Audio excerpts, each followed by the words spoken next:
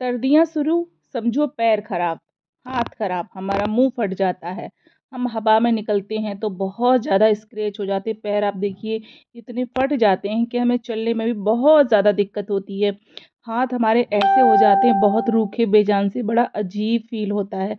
चेहरा चिटचिटाता है, जैसे आप हवा में निकल जाइए, धूप में बैठिए तो चेहरे पे ना हल्की-हल्की रेड रेड रेड रेसेस जैसे हो जाते हैं, बहुत गंदा चेहरा लगता है। हमें सर्दियों में हमें अपने हाथ-पैरों की, ख़ासकर पैरों की और हाथों की बहुत ज़्यादा ध्यान रखना होता है, नहीं तो हमारे हाथ-पैर बहुत ज़्यादा ख़राब हो जाते हैं। तो आज मैं आपके लिए कुछ ऐसा बनाऊँगी, अगर आपने उसको लगाते ही अगर आपके हाथ-पैर अच्छे हो गए, तो मुझे ब्लेम मत करना। यहाँ पर मैंने लिया है रॉ मिल्क में लैक्टिक एसिड की मात्रा बहुत ज़्यादा होती है। वो हमारे मतलब हाथ को एकदम साफ़ करके रख देता है, पैर को भी साफ़ करके रख देता है।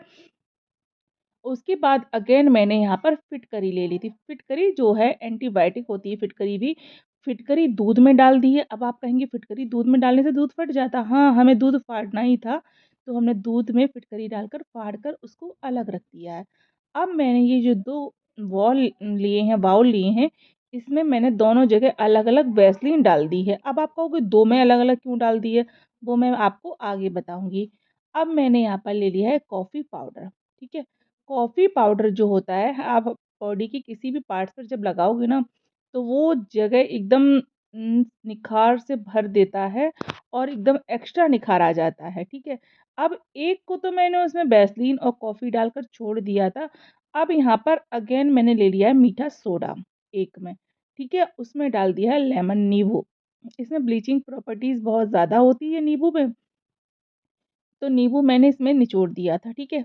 अब आप देखिए जब मैंने इसमें नींबू निचोड़ा ना तो इसका देखिए प्रॉपर एकदम ब्लीच, एकदम विंटर स्पेशल ब्लीच बनकर हो गई है रेडी।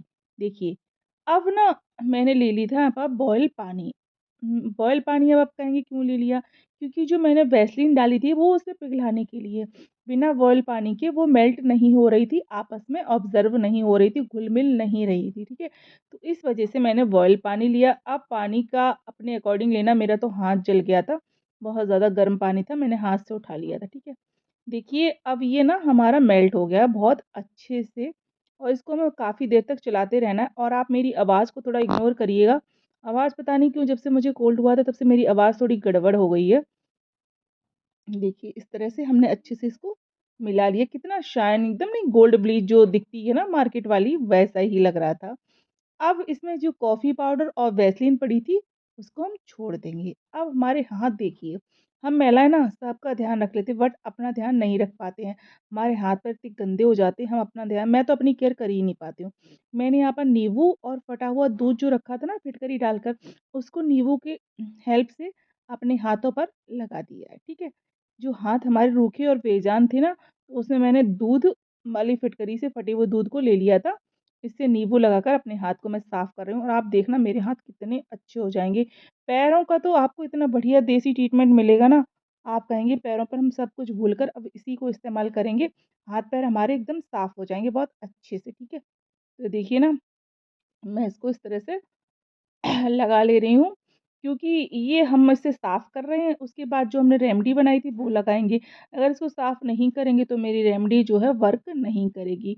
अगर आपके पास टाइम नहीं मिलता तो आप कुछ नहीं कर पाते तो नींबू को आप इस तरह से लगा लीजिए तो आपके हाथ बहुत शाइन और साफ़ हो जाएँगे, ठीक है? इस तरह से मैंने इनको साफ़ कर दिया था। अब थोड़ा गर्दन भी हमारी काली होती है और उसके साथ हमें सौतेला व्यवहार बिल्कुल करना ही नहीं है, तो गर्दन पर भी हम इस तरह से इसको लगा देंगे। कुछ लोग देखिए जिनका चेहरा साफ होता है, गर्दन काली होती है, वो भी नहीं अच्छी लगती है। आप मेकअप कर लेते हो, आपका चेहरा अलग दिखता है, गर्दन अलग दिखती है, हाथों का कलर अलग होता है, तो वो चीज़ें नहीं ठीक लगती हैं। अब थोड़ी देर हम इसका करेंगे वेट, 10 मिनट के लिए इसको छोड़ देंगे, उसके बाद में इसको वॉश कर लेंगे। मैंने साफ़ कर लिया था, धुल लिया था, मेरे हाथ एकदम साफ़ हो गए। जो मेरे हाथों पे टैनिंग आ गई थी ना, गंदगी जमा थी, वो सारी मेरी साफ़ हो गई थी। गर्दन भी मेरी बहुत अच्छे से साफ़ हो गई थी। अब जो हमने रेमेडी बनाकर तैयार करी है, वो हम अपने हाथों पर करेंगे एप्लाई। अब आप कहोगे कैसे अप्लाई करोगे, क्या करोगे? देखो, जो मैंने ना फिटकरी और वो खाना सोडा, नींबू और क्या नाम कॉफ़ी पाउडर और क्या वैसलीन डाल के रखी थी, वो मैं इसमें हाथों पर अप्लाई करने वाली हूँ।